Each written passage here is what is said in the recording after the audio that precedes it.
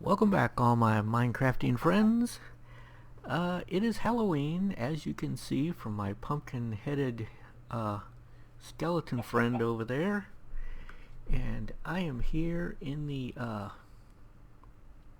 world with the Hidden Valley to do the player update for the enemy territory, which this is enemy territory.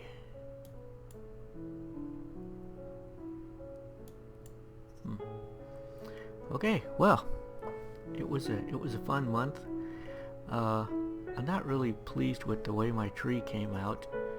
I think I may cut this whole thing down and build houses down there in the cave, well, in the cliff walls all the way around, and have the central area be some kind of a common area, you know, a park or farm or something. But let's get to the list. There were no deaths again on day 9. Sorry, Technoscribe. I guess this month was just too easy. There were a lot of really interesting builds though. Let's start with Kid Awesome 2. Kid Awesome 2 started out by mining, then he broke into a cave, followed the caves until he found a ravine, got some iron, got some redstone, decided to come back to the top, got lost in the caverns for a while, but did eventually make it back up, and had a cool after challenge wrap up section where he showed his whole build. It was very nice. Next we have Andy Doan. Andy Doan went out and collected wool. He also collected flowers. Came back in, cut down a giant oak tree. He was building a giant barrel to put his ranch dressing in. He also put up some lampposts and some bushes. So he had a very interesting approach to the challenge. Next we have Load Central. Load Central, large team. They worked on the tower, which was attached to their house. They put a diving board on there with a pond underneath, so that they can go up the tower and jump off. Looked like fun. They made an enchanting table and was enchanting all kinds of stuff. They also, in their house, they put an emerald block in the floor and a diamond block in the floor, and they finished up with a cake. So they had a really cool house with a tower and a diving board, and very nice. Next we have Digger Dad. Digger Dad worked on his house. His F3 display, his F3 debug screen was up the whole episode, which was a little bit distracting. Makes it hard to see stuff. But he made a nice A-frame house, and he also posted an after challenge video where he finished up putting the cobblestone trim on the house, and it looks really good. So if you're looking for a Alpine Chateau A-frame design, take a look at Digger Dad's channel. Next we have Granny's Got Game. Granny's Got Game worked on her treehouse. It was a 3-level treehouse, and it came out really well. Next we have Grandma's Gone Gaming. Grandma worked on her tree apartments, and she put a deck up on top so that all the people that live in the apartments can go up on the deck and bask in the sun. Next we have Technoscribe. Technoscribe was doing some caving. She came back to her haunted house and put some redstone torches on it, and then put the finishing touches on her haunted house. Very, very scary. looking cool design. Next we have Box. Box worked on his house. He has a really nice house, and he has a mob-proof gateway into his yard, which was really clever. Next we have Baker Bell. Baker Bell finished the roof on her house. She finished her house. She made a stone fence, and she also made a big new farm. Next we have Life with Teens. Life with Teens made a fishing pond, worked on her house, and made a grave marker, memorial marker for the sheep that went up the waterfall and fell down and died. Next we have Piker Eyes. Piker Eyes was caving. He, in true Piker Eyes form, at one point jumped into lava, but he did survive. He found a ravine. At the ravine he found the spider dungeon, captured the spider dungeon, went on to fight a witch or two, got down to 2.5 hearts with no food and not regening. So, but he did survive the whole 9 episodes, although at the end there he's needing to find something to eat. Next we have J-Gaz Mom. J-Gaz Mom captured the spider dungeon. She put cobble outside of her doors on the ground so that when you step out the door you don't just step right onto the grass. You have a little cobble platform there, not platform, a little cobble on the ground to walk on, to someplace to stamp the dirt off your feet before you go inside. She bred the sheep, so she has a little baby sheep running around. What's that? A lamb. Minecraft Snow. I love Minecraft Snow. And hopefully the noise won't be too loud for Ron Smalek, because he doesn't like loud weather noises in the background. So, J-Gaz Mom, yes. She also made a few more pieces of armor. She has almost full armor now. Next we have Ron Smalek. Ron Smalek finished up the cliff houses, the hanging cliff houses that he has around his hidden valley. He suspended his houses from long ropes, and it was a really unique and interesting design. Next we have Tim Obert, also known as Captain Hook 5150. He worked on the second floor of his house. Then he went mining for a while, came back, expanded his farm. And next we have Bear Family 07.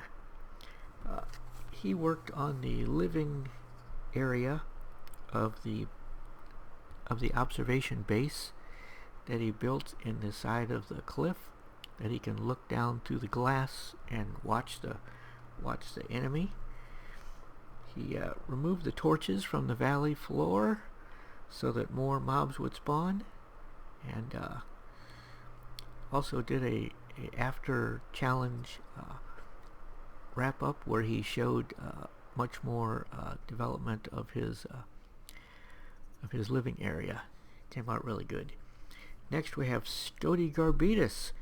Scody Garbitas was busy making striped rugs. He went out of the valley to collect wool, found pumpkins, and he found wolves and was able to kill a skeleton and get back to the wolf and tame the wolf. So he had a dog. He brought the dog all the way back into the valley and into his house. So that was quite an accomplishment, kind of a foreshadowing of the November challenge. He collected some eggs on the way back. He also got some clay, made flower pots, put flowers into flower pots, and he finished up by making a cake. Next we have Outfoxed. Outfoxed did some farming. He went out to hunt mobs for a while, got bored of that, came back, and gave us a little tour of his great murder shack. So he has a murder shack outpost right in the middle of enemy territory where they come to him and he finishes them off. Next we have New Azusa. New Azusa made an enchanting table and he started enchanting everything in sight. His armor, his tools, his weapons. He also made 2 golden apples. Then he made a portal to the Nether, went to the Nether, walked around for a while, didn't find anything particularly interesting, came back. Next we have Nova Cookie 232. He started out his episode doing some farming, went out and fought mobs for a while, decided to go caving for sand. I don't know why he thinks he finds sand in caves, but he went into caves looking for sand. He got out of the cave, went outside, down to the river, found some sand, made TNT, climbed up to the top of the mountain. Okay, next we have Cherry Bitters. Cherry Bitters, I think, if there were a winner for the build aspect of this challenge, I would vote for Cherry Bitters. Of course, you know, everyone else gets their own vote, so it's you know, she worked on her tower, which turned out to be a birdhouse, a giant bird cage, not a birdhouse, a bird cage. Okay, she removed the bottom of the tower so that the bird cage is hanging. Her design for the hook and you know, for the bird cage is really good. Looks really good. The whole cage looks really good. She also included an after challenge wrap up where she showed the finishing touches she did on the cage, and it is just amazing. Okay, next we have Jade LF. Jade LF worked on her house in episode 9. Came out really good. Next we have 22 Scoops. He expanded his farm. He made some decorative waterfalls, and he made a ladder up the side of the hidden valley up to the top. Next we have Ong. His channel name is Ong Ong, spelled with 8s. And he worked on his house. He went out the back way, the back entrance of the valley, and found pumpkins.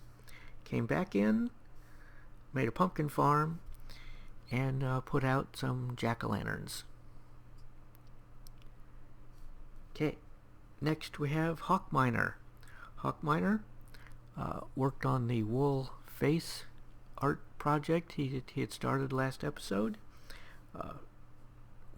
Had to mine some coal for coal blocks for the black parts of the artwork. Finished up the artwork, which turned out to be a panda face, and his avatar is a panda, so he kind of fashioned it after his own avatar face. At the end of his episode, he towered way up in the sky and made a big jump, landed in a river and survived. Finally, we have Batheart MC. Batheart finished up his art project, his art build. I guess you would call it a architecture. By putting a lava fall from way up high in the valley, falling down through the center of his build and into the center of the pond at the bottom. And it came out looking really, really cool. So that is it for October. October is over. I'm going to be recording my November challenge right after this video. I haven't done it yet, but in the October challenge, Ong, in his last episode at the end, made a point that people might find helpful if you haven't already recorded yours. He said set your render distance really low, and that way those chunks out there won't spawn, and if they don't generate, then the wolves won't be lost, so that you can travel into those chunks and the wolves will still be there. If you have your render distance set way out, all the wolves spawn all around you, and whichever direction you go in, the ones behind you despawn. But if you set it really low, maybe you can go in one direction, and if you don't find wolves, you can turn around and go back another direction, and the chunks will spawn in anew, and you might have wolves where you didn't have them before. That's an idea I might try. In my wolf test video, I didn't have any trouble finding wolves, so I may not need it, but if you're having trouble finding wolves, you might try setting your render distance really low, and just going off in a direction, and if you don't find them, just go in a circle around the spawn area, or just in the woods until you run into a pack of wolves. And you can set your render distance back up, I guess, if you want. Anyway, this is Mike Deering signing out. I'll see you all in the wolf pack.